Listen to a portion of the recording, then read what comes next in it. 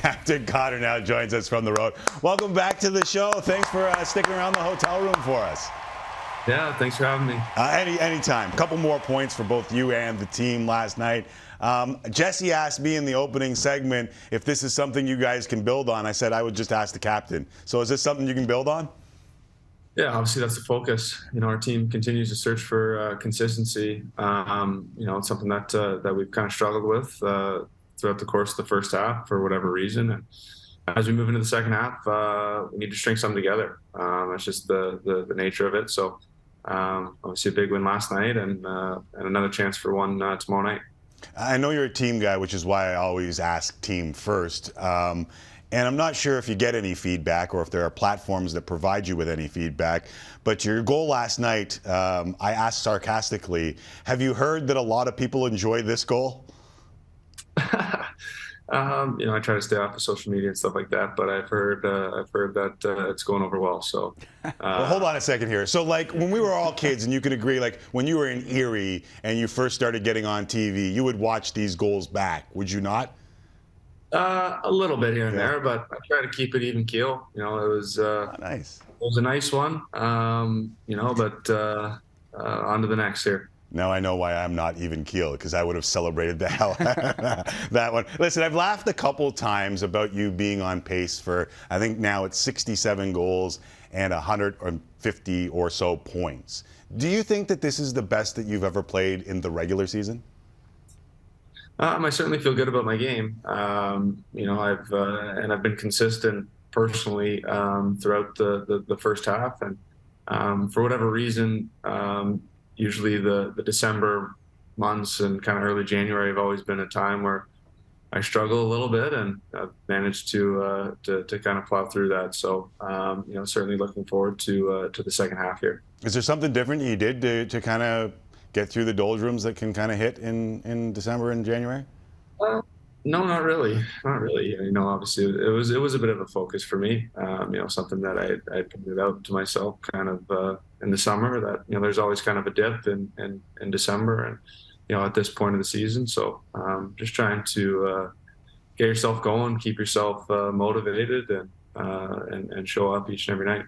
Well, I can see it, and because of the numbers, among other things, you are headed back to the All-Star game, and Rogers Moments has been giving sports and entertainment fans the chance at some exclusive experiences, easy for me to say, exclusive experiences all year long, and the latest is an opportunity to win a trip to the 2023 NHL All-Star Weekend in Florida. Sounds like a pretty good deal. All folks got to do is log on to Rogers.com/NHL All-Star. I'm guessing that you're expecting that Leon Draisaitl will make the trip with you? Well, if he doesn't, then there's a problem in the system for sure. He certainly deserves to be there. I'm sure the fans will vote him in. But if there's no All-Star game without Leon Draisaitl there, I'm not sure it really truly is an All-Star game. So I would expect him to be there. I certainly hope he's there. We have plans to spend the bye week together. So I'm hoping that it works out. It kind of sort of feels like, and listen, I'm right there with you on this with Draisaitl. It also feels though that like RNH deserves a trip. I did the math before the show. I'm not really good at the math, is almost as good as I am at saying exclusive experiences, but I did the math on this one. More points than anyone on the Pacific team so far, save for you and Erik Karlsson. And listen, I know it's a pinch, and I think your team so far, the Pacific team at the game, might need more than one defenseman. But what are your thoughts on the way Nuge has played this year? Nuge has been fantastic for us. And he's just steady Eddie and shows up every year and delivers. Some years it goes in more than others, and obviously this year he's having one of those years. But it's his play kind of all over the rink. Defensively, on the penalty kill, on the power play, he touches all aspects of our game. So he's a huge part of it, and he's having a great year, and we're all happy for him. Now that I think of it, do you need more than one D-man 3-on-3 in an All-Star game? I would think so, but probably. If you're going to leave Nuge and Leo off the team, then we'll make do with one D-man. We'll have to revisit, no doubt. Hey, listen, speaking of 3-on-3, I got to ask you, I've been pushing this, let's go 3-on-3 for 10 minutes, no shootout. I'm not the commissioner. I won't be the commissioner in the near future. I would just love to ask one of the better players on planet Earth what he thinks about going 10 minutes 3-on-3 instead of the shootout. Yeah, I'd like that. Yeah. I'd like that. I think the shootout, no one loves the shootout. It's a crappy way to finish a game, but at the end of the day, also it's about the players' health and safety. It's a long season. Right. The overtime it taxes a lot of guys, so making that longer could have some effects there. But I agree with you in the sense that no one wants to see the game end in a shootout. Yeah, that's interesting. I never really thought. I mean, 10 more minutes for you guys, or 5 more minutes in the end for you guys if it's not decided, could tax, and we might need a shot clock at that point because guys would be ragging the puck and making sure that they keep possession. Hey, one of the other things that I was thinking about over the last little while, and again, if you want to experience the All-Star game like the pros, Rogers.com/NHL All-Star. I know you're a vet now, and this has become old hat to you, but I've talked to a bunch of dudes that have done the All-Star thing, and they all have like a moment or a guy that they met at the All-Star game that when they were young was just different to have, kind of talked to you. Do you have that guy or that meeting where the kid in you is kind of pinching himself, standing there talking to someone at an All-Star game? I think for me, it was kind of the first All-Star game for me in LA. It was the 100th anniversary of the league, and they did like the top 100 players of all time. So all the greats were there. It was just a really, really special event, kind of tied in with, the history of our game with, as well as some of the younger talent that was there also. It was a really special one. It was my first one, and, I was pinching myself the whole weekend, just, kind of realizing, I'm part of that. And, and they're really fun. I always enjoy them. And, the Pacific has done pretty well, and we've won a couple of these things and won some money along the way. So it's a fun event for sure. Nice. And again, Rogers.com/NHL All-Star.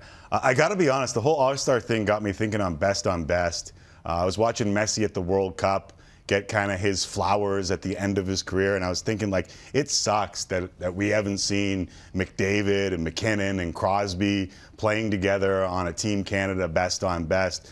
Does it suck for you too? It sucks for me probably even more. It really means a lot to me to have that opportunity, and we haven't had that opportunity in a long time, especially for the guys that had to play on the under 23 team. And right. It was fun.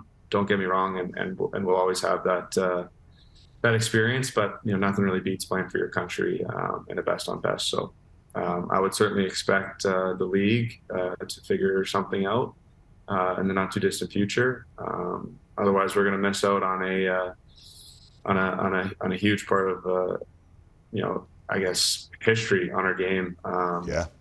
With not playing any best on best tournaments in a decade. So we better figure something out quick here. I'm with you. I'm definitely with you. In fact, how about this? The one part of my job that I hate oftentimes, Connor, is the 82 one-game schedule approach that some people have for the job that I do. Like I try to have a bigger picture on it than breaking it down like every game means something. Like, listen, bleep happens game to game. I know the last time we chatted, around the same time last year, about the struggles that ended up costing Dave Tippett his job, and you took a lot of ownership. In fact, more than I expected, to be honest. Now, you guys aren't in the same spot this year, but I also think that you expected more out of yourselves halfway through the year. You mentioned consistency early on in this interview. Is that just what needs to be better in your eyes? Yeah. Some nights we play real well, and other nights we just don't have it. And it's comes down to just mistakes, individual mistakes, and those are costing us. So I think everybody has to be a little bit better. We got to eliminate the big mistake and try to find, like I said, some consistency as we head towards the finish line here. The trade deadline is about a month and a smidge away. Last year, pretty quiet deadline for you guys. Do you need some help? It's not my job to answer that question. There's GMs and scouts, and we've got more guys on staff than you can count. So that's what they get paid to do, and if they see something that they see fit, I'm sure they'll do something. But like I said, it's not my job to answer those types of questions. Control the things that you can control. Understood. Completely. Before I let you go, I know sitting down with Scott Oake and Louis is above and beyond an after hours, and I apologize that we tweeted out the socks with some piggies sticking out everywhere. Are you surprised the socks made as much headlines as they did? I knew they were going to get some attention. Yeah. And media guys, local media guys in Edmonton have been hounding me to talk about them for a long time, and I've kind of just been avoiding it. But yeah, I'm not sure what it is. They seem to work. They really do. I've tried so many different socks. It's not even funny, and I keep coming back to those ones. So is it superstitious, or like do the boys chirp? Like, and you just say, listen, just check the resume. Like, we're good with these socks. It's not a superstitious thing. The funny thing is I have a bunch of those socks that are all in the same state. So it's not that it's one specific sock. It's just the brand of it. It's just for whatever reason, it's what I like. Feels good in my skate, and that's what I go with. I was at the CCM Hockey House recently with my little guy, and it was McDavid this, Matthews that. I even got socks as a lovely parting gift. Can we get them to make some new ones with like the same quality? Is it the elasticity? Like, what is it? Is it the warmth? Can we get them to make? To be honest, I like the grip of them. I like the grip in my skate. It seems to give me the most. It seems to give me the most push, I guess, if that makes any sense. It does make sense, and maybe since it is, I heard, your birthday tomorrow, we can get CCM to make you some socks and get you suited and booted with the same kind of grip that you get from these ones. Listen, have a great birthday tomorrow. I know the schedule is always busy. I'm coming to enjoy our yearly chats. I know the fans love hearing from you because my ratings go up when you hop on. So thanks for this. Thanks for the ratings. And I will avoid any socket to San Jose references on the way out. I appreciate it, guys. Thank you very much. Anytime. Thank you. There is Connor McDavid.